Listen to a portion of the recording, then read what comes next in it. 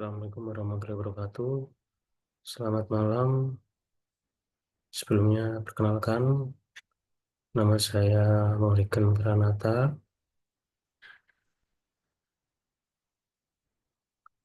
mahasiswa Magister Teknik Sipil Universitas Diponegoro. Di sini saya ingin menjelaskan mengenai teori FMEA, yaitu Failure Mode and Effect Analysis. Dengan studi kasus yang saya ambil dari jurnal Automated Prioritization of Construction Project Requirement Using Machine Learning and Fuzzy Failure Mode and Effect Analysis atau FMEA. Karya Fathul Hasan, Tin Nguyen, Tuyen Lee, Chow Lee.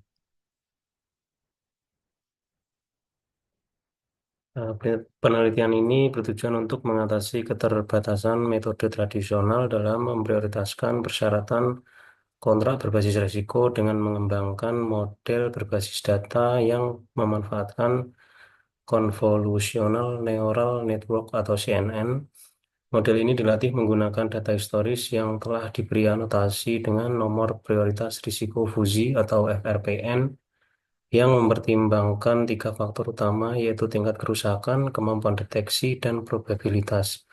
Melalui pendekatan ini, para profesional di bidang konstruksi dapat mengelola dan menentukan prioritas persyaratan kontrak dengan lebih efektif dan akurat, sehingga meningkatkan efisiensi pengelolaan proyek serta mengurangi risiko ketidaksesuaian. Electronic Requirement Information Management atau ERIM, meskipun berbagai perangkat lunak dan sistem telah dikembangkan untuk manajemen persyaratan di berbagai industri, belum ada standar yang diterima secara luas dalam industri AEC. Beberapa upaya telah dilakukan untuk menghubungkan persyaratan dengan model BIM. Namun, integrasi dengan penilaian risiko masih menghadapi tantangan yang belum terpecahkan.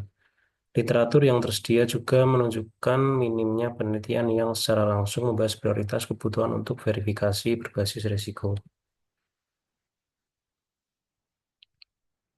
Risk-based construction requirement compliance checking.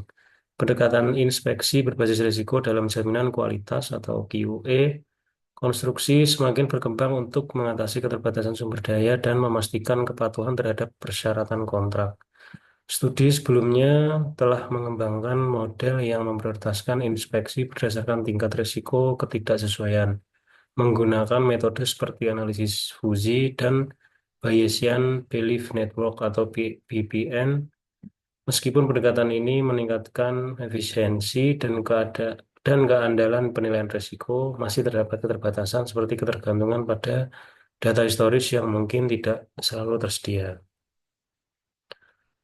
Latar belakang dari penelitian ini menggunakan Fuji FME dan pembelajaran mesin berbasis CNN untuk secara otomatis memprioritaskan persyaratan proyek berdasarkan data historis dan fitur linguistiknya. Dengan memberi label risiko menggunakan logika Fuji, model yang dikembangkan mampu mengklasifikasikan persyaratan secara lebih akurat. Failure Mode and Effect Analysis atau FMEI. Penelitian ini menggunakan FMEI dan logika Fuji untuk menilai dan memprioritaskan risiko dalam persyaratan proyek. FMEI yang awalnya dikembangkan di industri kedirgantaraan menilai risiko berdasarkan nomor prioritas risiko atau RPN yang dihitung dari frekuensi kejadian, tingkat kerusakan, dan kesulitan deteksi. Metode ini membantu mengelola persyaratan kontrak secara lebih efektif dengan menggunakan data historis dari industri. Fuji Logic FMEA tradisional memiliki keterbatasan dalam menangani ketidakpastian data risiko, sehingga sering dikombinasikan dengan logika Fuji. Metode Fuji FMEA seperti yang diusulkan oleh Chin dan kawan-kawan mengubah faktor risiko menjadi himpunan Fuji untuk perhitungan yang lebih akurat. Logika Fuji memungkinkan pemrosesan informasi yang tidak pasti dengan menggunakan fungsi keanggotaan dan berbagai operasi matematis. Hasil akhirnya kemudian diubah menjadi nilai CRISP melalui proses defusifikasi untuk mendukung pengambilan keputusan seperti memprioritaskan risiko. machine learning atau based text classification. Penelitian ini bertujuan untuk mengotomatisasi penentuan prioritas persyaratan proyek menggunakan pembelajaran mesin. Metode yang digunakan adalah klasifikasi teks, di mana sistem secara otomatis mengelompokkan persyaratan ke dalam kategori berdasarkan tingkat resikonya. Berbagai algoritma telah diuji, termasuk metode tradisional seperti naive Bayes dan SVM, serta model jaringan syaraf dalam atau DNN seperti CNN dan RNN. Dari hasil eksperimen sebelumnya, CNN terbukti paling akurat dalam mengklasifikasikan persyaratan, sehingga dipilih sebagai model utama untuk menentukan prioritas berbasis risiko dalam penelitian ini. Ada gambar faktor involved in the assessment of risk in FMI. Ini mungkin bisa dilihat mengenai diagram alur faktor involved untuk penilaian risiko menggunakan FMI. Ada probability, ada faktor involved in the solution of failure, yaitu manajemen faktor, design weakness, handling error, manufacturing fault, dan improper method. Non-detectability atau likelihood of not being detected, ada faktor involved in detection, yaitu ada time taken in detection, ada effort required, ada detected by computer, detected by turnaround inspection, ada detected by schedule maintenance, dan ada detected by overhaul task. Ada severity atau adverse effect and consequence. Faktor involved in consequence of failure, ada performance, ada safety, ada time, cost, dan injuries. Dan baru bisa dianalisis resikonya. Pengembangan model berbasis risiko. Penelitian ini mengembangkan model untuk memprioritaskan persyaratan proyek dalam 4 langkah utama. Data dikumpulkan dari kontrak sebelumnya, kemudian diberi label risiko menggunakan fuzzy FMI. Model CNN dilatih dengan data ini menggunakan word fetch atau teknik pembelajaran mesin yang mengubah teks menjadi data numerik. Terakhir, model dievaluasi dan disempurnakan melalui penyesuaian hiperparameter untuk meningkatkan akurasinya. Dan ini ada gambar framework for automated prioritizing contractual requirement. Langkah pertama yaitu requirement and risk data collection. Lanjut langkah kedua, requirement annotation with FRPN and risk categories. Lanjut langkah ketiga, training risk-based requirement prioritization model using CNN. Lanjut langkah keempat, model evaluating and hyperparameter tuning. Ini ada gambar fuzzy FMI system. Komponen 1 ada fuzzification, komponen 2 ada inference rule set, dan komponen 3 ada diffusification. Ini bisa dilihat pada gambar 3, sistem fuzzy dalam FMI. Dan mendapatkan skor FRPN yaitu 78,56.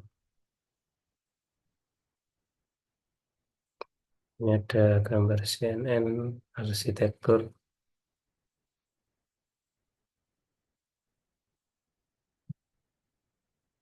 Hasil dan pembahasan. Sebagian besar persyaratan berisiko tinggi ditemukan dalam kategori pelaksanaan konstruksi dan desain konstruksi. Karena kegagalan pada tahap ini dapat menyebabkan kerugian besar, persyaratan desain cenderung berisiko lebih rendah berkat teknologi seperti BIM. Meskipun beberapa masih masuk kategori risiko tinggi, sementara itu persyaratan terkait manajemen umumnya berisiko sedang, dengan sangat sedikit yang tergolong berisiko tinggi. Ya, nih. Number of sample by project stack and risk rating kategori in the requirement dataset. Jadi bisa dilihat mengenai risk rating kategori, ada kategori FL, very low, L low, M medium, H high, dan VH very high. Bisa kita lihat memang risk rating kategori paling dominan yaitu dalam hal desain. Yang pertama dan kedua ada construction, yang ketiga manajemen, yang keempat design and construction, yang kelima design and management, yang keenam construction and management, dan yang terakhir design and management and construction.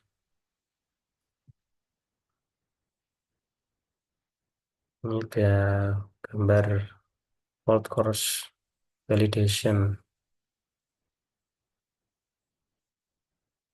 Model ini menawarkan cara baru untuk secara otomatis menentukan prioritas persyaratan proyek berdasarkan tingkat resiko. Berbeda dengan metode lama yang hanya menyusun daftar peringkat secara manual, model ini menggunakan data nyata dari fMAI dan mempertimbangkan faktor kesulitan dalam mendeteksi kesalahan data. Selain itu, model ini dapat terus diperbarui dengan data baru, sehingga lebih fleksibel dalam menghadapi perubahan. Namun dalam penerapannya, pengguna tetap perlu memahami kemungkinan kesalahan dalam prediksi risiko. Ini ada gambar effect of data balancing on classification performance. Bisa dilihat untuk evaluation metric, secara precision, recall, and V-score.